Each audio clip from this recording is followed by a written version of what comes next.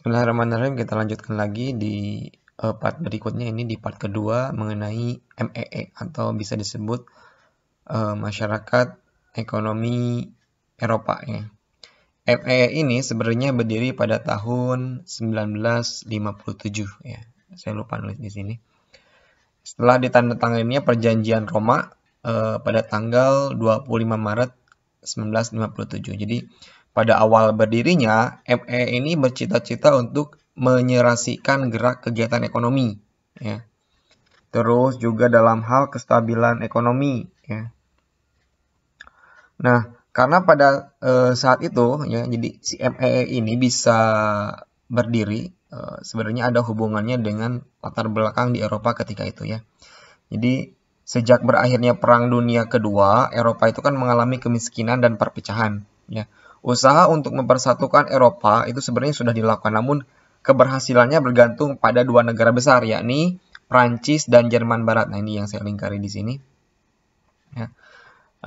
Sehingga pada tahun 1950, Menteri Luar Negeri Prancis, ya, ada yang namanya Maurice Schumann, ya, berkeinginan untuk menyatukan produksi baja dan batu bara Prancis, yang akhirnya berdirilah yang disebut sebagai ESC, yang di dalamnya tidak hanya Prancis dan Jerman Barat saja, tapi termasuk Belanda, Belgia, Luxembourg, dan Italia. Dan disebutlah negara-negara ini disebut the Six States. Nah, dan the Six States ini adalah negara istilahnya apa ya?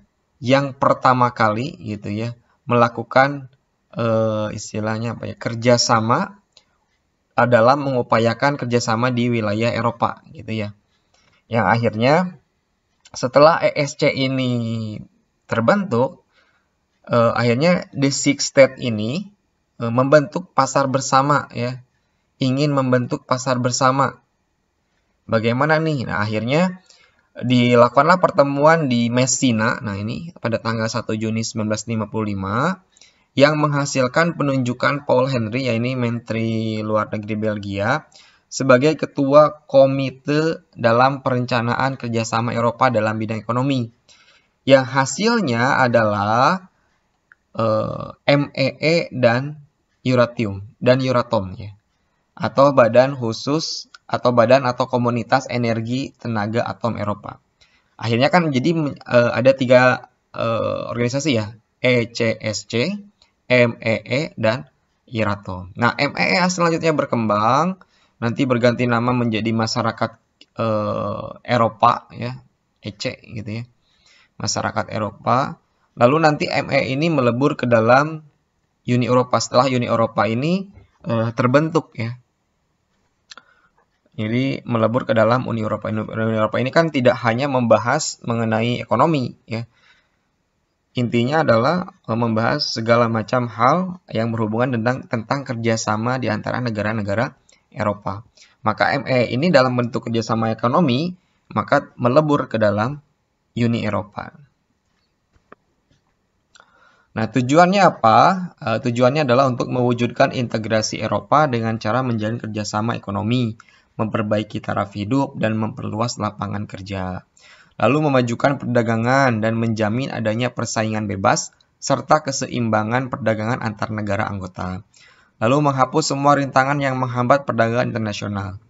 Selanjutnya memperluas hubungan dengan negara-negara selain anggota MEE, termasuk nanti juga akan ada hubungan dengan ASEAN ya. Negara ASEAN. Struktur organisasinya ada Majelis Umum, ada Dewan Eropa, ada Dewan Menteri, ada Badan Pengurus Harian, ya, ada Mahkamah Peradilan. Ini adalah jabatan-jabatan dalam organisasi tersebut ya. Nah, ini adalah peta wilayah anggota MEE. Ya. Yang warna hijau itu menunjukkan negara pendiri MEE, sedangkan yang warna biru adalah negara yang bergabung setelahnya gitu ya. Nah, ini adalah contoh uang euro. Nah, ini salah satu apa ya? Jadi setelah Uni Eropa terbentuk, ya, ada uang yang disebut sebagai euro yang berlaku untuk mempermudah transaksi di antara negara-negara Eropa ya. Jadi nggak perlu tukar ke dolar dulu ya. Tapi ada terus suku bunganya ya, istilahnya kalau misalkan bunganya itu lebih lebih rendah dibanding dengan ketika seseorang harus memakai uang dolar gitu ya. Jadi ini sangat berpengaruh sekali, apalagi yang misalnya di Eropa itu nilai tukar terhadap dolarnya tinggi misalnya. Nah, karena ada kebijakan gitu yang menggunakan uang euro ya, nanti bisa istilahnya bisa lebih tidak terlalu tinggi gitu ya penukarannya terhadap euro gitu ya. Nah, ini uang euro ini sangat bermanfaat ketika itu ya. Nah, pertanyaannya mungkin bagaimana kalau misalkan dilakukan juga untuk di Indonesia gitu ya. Misalnya di wilayah Asia ada jadi tidak perlu pakai dolar tapi ada uang seperti Eropa gitu ya, uang Asia. Coba Anda analisis seperti itu ya. Kemungkinan bagus itu. Oke, selanjutnya kita akan bahas mengenai GATT atau organisasi ini yang nantinya akan berubah menjadi atau kelanjutannya itu akan menjadi WTO atau World Trade Organization ya. Ya, GATT ini dibentuk pada 1947 di Jenewa, Swiss, umumnya mengurusi perjanjian umum tentang tarif dan perdagangan.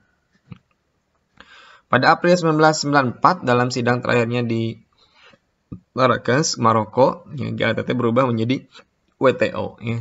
Jadi kelanjutannya dari GATT adalah WTO, World Trade Organization.